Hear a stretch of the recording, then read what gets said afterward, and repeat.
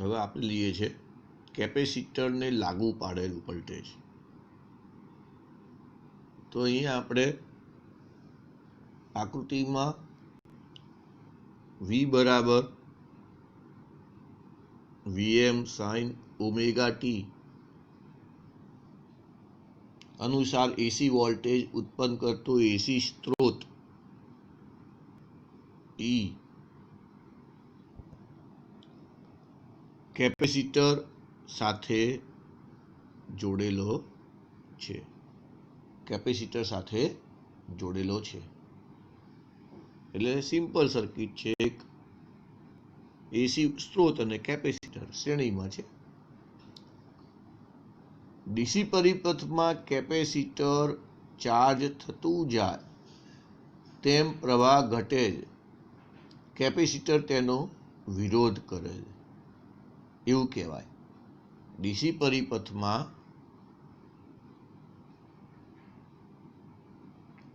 Capacitor charge થતું જાય તેમ પ્રવાહ ઘટે છે. કેપેસિટર તેનો વિરોધ કરે છે. કેપેસિટર સંપૂર્ણ ચાર્જ થઈ જાય. કેપેસિટર સંપૂર્ણ ચાર્જ થઈ જાય ત્યારે પરિપથનો પ્રવાહ ઘટીને શૂન્ય બની જાય. ત્યારે પરિપથનો પ્રવાહ ઘટીને શૂન્ય બની જાય. જ્યારે કેપેસિટરને એસી સ્ત્રોત વડે જોડવામાં આવે છે, આ ડીસીની વાત હતી, જ્યારે કેપેસિટરને એસી સ્ત્રોત વડે જોડવામાં આવે છે ત્યારે તે પ્રવાહને નિયંત્રિત કરે છે, પરંતુ વિદ્યુત ભારના વહનને સંપૂર્ણ રોકતું નથી. વિદ્યુત ભારના વહનને સંપૂર્ણ રોકતું નથી. અહીંયા પ્રવાહ ઘટીને શૂન્ય બને એ સંપૂર્ણ રોકતું નથી. પ્રવાહ પ્રત્યેક અર્ધચક્ર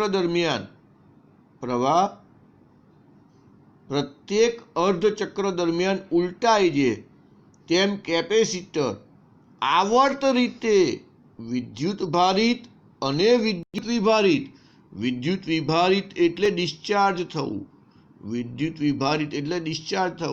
આવર્ત રીતે એટલે સમયના અડધા ચક્ર દરમિયાન જ્યારે એ અર્ધચક્ર દરમિયાન ઉલટાય એમ ચાર્જ થાય, પાછું ડિસ્ચાર્જ થાય, એનું પુનરાવર્તન થાય એટલે આવર્ત રીતે કહેવાય. આવર્ત રીતે વિદ્યુત ભારિત અને વિદ્યુત વિભારિત થતું રહે છે. ધારો કે ટી ક્ષણે કેપેસિટર પરનો વિદ્યુત ભાર Q છે, તો બે પ્લેટો વચ્ચે તાત્ક્ષણિક વોલ્ટેજ V બરાબર Q બાય C થાય. એટલે કે Vm sin ઓમેગા ટી બરાબર Q બાય C, એટલે Q એટલે VMC sin ઓમેગા ટી થાય. Q બરાબર VMC sin ઓમેગા ટી થાય. I બરાબર dq બાય dt. I બરાબર dq બાય dt. એટલે Q ની જગ્યાએ હવે આપણે શું મૂકવાનું? Q ની જગ્યાએ આપણે VMC sin ઓમેગા ટી મૂકવાના. Q બરાબર VMC sin ઓમેગા ટી મૂકવાના. એટલે I બરાબર omega C into VM cos omega t. D by dt sine omega t એટલે કોસ ઓમેગા ટી થાય into omega. Cos omega t into omega વિકલન કર્યું છે આપણે. સાઇન ઓમેગા ટી નું શું થાય? Cos omega t into omega. Omega આગળ લઈ લીધા એટલે omega c into V M cos omega t. આ ઓમેગા સી જે છે એને છેદમાં લઈ ગયા એટલે V M into 1 omega c. Omega t cos omega t એટલે omega t plus pi by 2 લખાય. એટલે V M into 1 omega c into sine omega t plus pi by 2 થાય.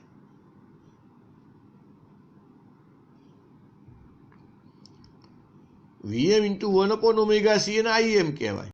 1/ωc ને એક્સી કહીશું એટલે પ્રવાહનો કંપ વિસ્તાર કહેવાય આઈએમ. મહત્તમ પ્રવાહનો કંપ વિસ્તાર એટલે વીએમ અપોન એક્સી કહેવાય. અને એક્સીને કેપેસિટિવ રિએક્ટન્સ કહેવાય 1/ωc. ફરીથી લઈએ આપણે શું લીધું આપણે આની અંદર. પહેલા તો શું કર્યું, ઓમેગા સી છે એની જગ્યાએ મેં લખ્યું 1/ωc.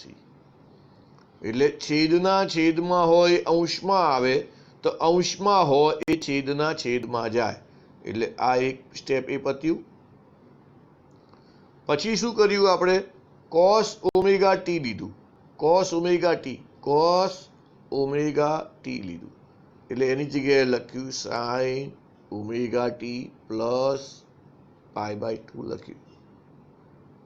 આ બે વસ્તુ લીધી જે લખી કાઢી. જે બે વસ્તુ લીધી એ આ સ્ટેપમાં મેં લખી કાઢ્યું. હવે આ પોર્શન છે વીએમ ઇન્ટુ 1/ωc એને આપણે કહીએ છીએ IM. IM into cos omega t થાય.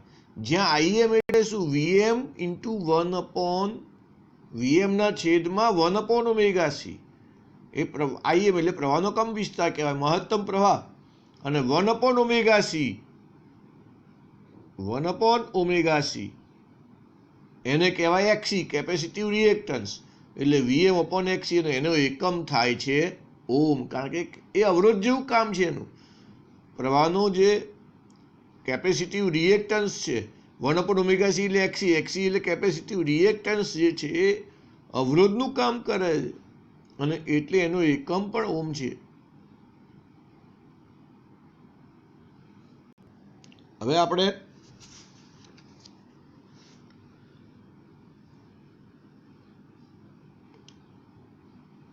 એટલે કેપેસિટિવ રિએક્ટન્સ એક્સી મેકનું અવરોધ જેવું કામ કરે છે. એટલે એને એવું કહેવાય કે પરિપથમાં પ્રવાહને સીમિત કરે છે. એમ કહેવાય.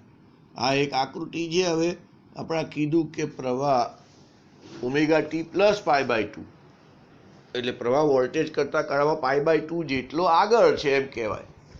એટલે આપણે અહીંયા આકૃતિમાં જે છે આ ફેઝરમાં એ આ વી અને આ આઈ એટલે π/2 નો ડિફરન્સ થઈ ગયો. અને અહીંયા આગળ આપણે આ π/2 નો ડિફરન્સ બતાવીએ એટલે બરાબર મધ્યમાંથી પ્રવાહ પસાર થાય.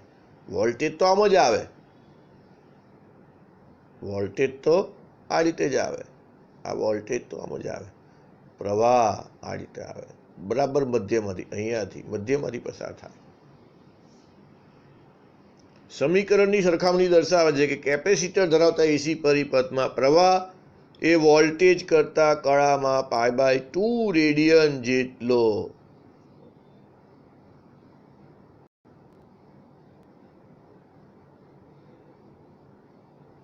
આગળ છે.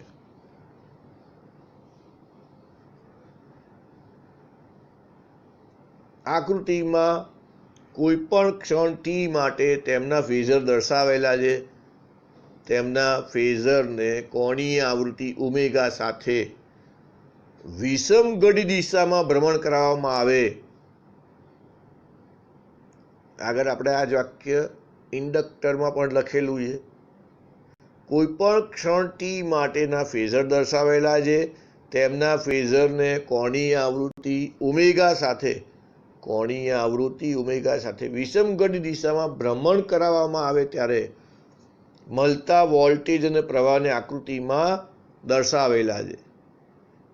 હવે પાવરની વાત કરી દઈએ. એકદમ સિમ્પલ વાત છે પાવરની. પાવર એટલે I × V. ફક્ત અવરોધમાં આપણે I² R લીધું છે. એ સિવાય ઇન્ડક્ટરમાં બી I × V લીધા છે અને કેપેસિટરમાં પણ I × V લીધા છે. V બરાબર Vm sin ઓમેગા ટી અને I બરાબર શું આવ્યું, I બરાબર Im sin omega t plus π/2 એટલે કે શું લખાય, Im cos ઓમેગા ટી લખાય. એટલે આઈની જગ્યાએ આઈ એમ કોસ ઓમેગા ટી, વીની જગ્યાએ વીએમ સાઇન ઓમેગા ટી, આઈ એમ વીએમ 2 વડે ભાગી નાખીએ, 2 વડે ગુણી નાખીએ એટલે 2 sine omega t cos omega t થાય. 2 sine omega t cos omega T એના બરાબર શું લખાય? 2 આના બરાબર શું લખાય?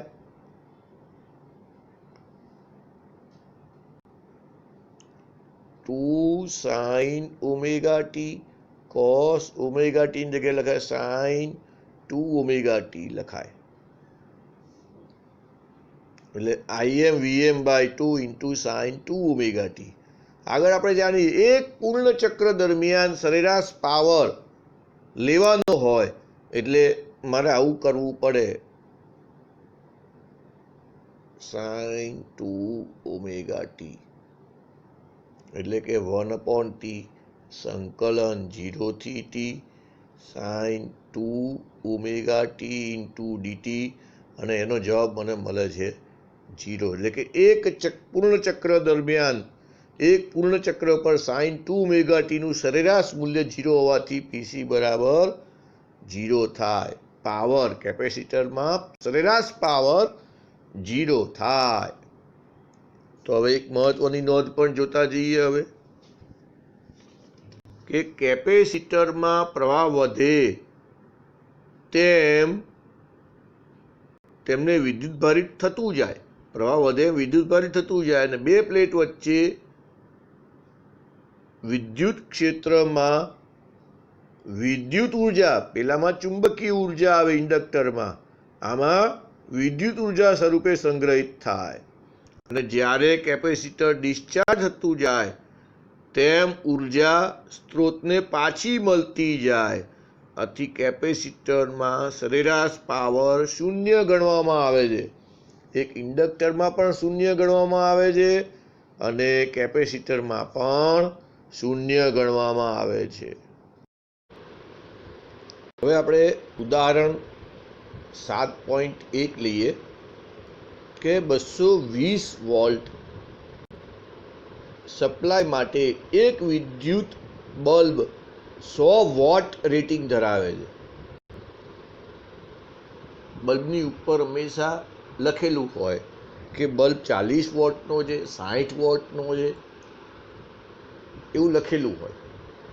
બલ્બનો અવરોધ શોધવાનો છે, સ્ત્રોત વોલ્ટેજનું મહત્તમ મૂલ્ય વીએમ શોધવાના છે, બલ્બમાંથી પસાર થતા પ્રવાહનું આરએમએસ મૂલ્ય શોધવાનું છે. આટલી વસ્તુ શોધવાની છે. આપણને શું આપેલું છે? બે વસ્તુ આપી છે. વી એટલે 220 વોલ્ટ આપેલા છે.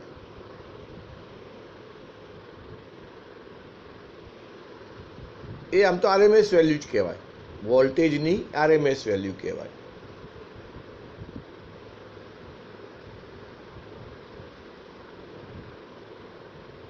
કારણ વી આરએમએસ બરાબર શું લખીએ છીએ, પછી આપણે જોઈએ આપણે આગળ શું શું આપેલું છે એની વાત કરીએ. આપણને આટલી વસ્તુ આપેલી છે.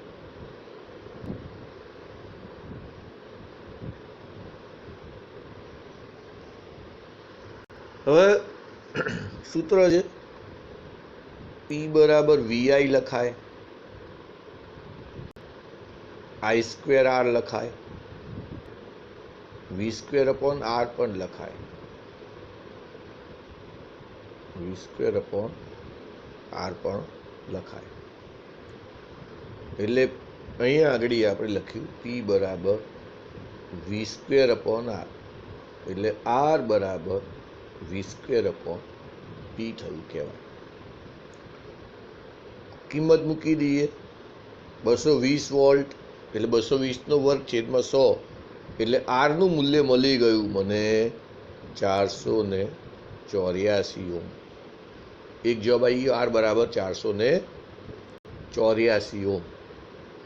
વીએમનું મૂલ્ય જોઈએ છે. હવે આપણે આવું મૂલ્ય હતું, વી આરએમએસ બરાબર વીએમ અપોન √2. આ વી આરએમએસ છે, આ વીનું મૂલ્ય. એટલે હવે આપણને અહીંયા મળ્યું વીએમ √2 ઇન્ટુ વી એટલે √2 ગુણ્યા 220 એટલે 1.414 વડે ગુણી કાઢવાના 220 ને આ વીની જગ્યાએ કેટલા મૂકવાના? આ વીની જગ્યાએ 220 મૂકવાના. 220 ગુણ્યા 1.4 1.41 મૂકી દો એટલે 311 વોલ્ટ આવે. અને બલ્બમાંથી વહેતો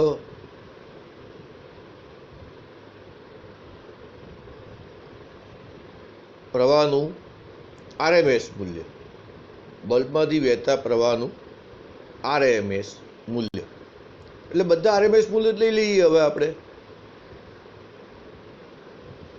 100 વોટ પાવર આપ્યો છે, વી આરએમએસ 220 વોલ્ટ થાય. આઈ બરાબર પી બરાબર વીઆઈ લીધા. હવે પાવરના 3 સૂત્રો, VI I square R V square upon R. તો 100 વોટ છેદમાં 220 વોલ્ટ એટલે 0.454 એમ્પિયર થાય. એટલે આ રીતે પહેલો દાખલો પૂરો થઈ ગયો. હવે બીજો દાખલો લઈએ આપણે. 25 મિલી હેનરીના એક શુદ્ધ ઇન્ડક્ટરને 220 વોલ્ટના સ્ત્રોત સાથે જોડેલ છે. જો સ્ત્રોતની આવૃત્તિ 50 હર્ટ્ઝ હોય તો ઇન્ડક્ટિવ રિએક્ટન્સ એટલે XL બરાબર ઓમેગા L થાય. ઇન્ડક્ટિવ રિએક્ટન્સ અને આરએમએસ પ્રવાહ શોધો એવું કીધું છે.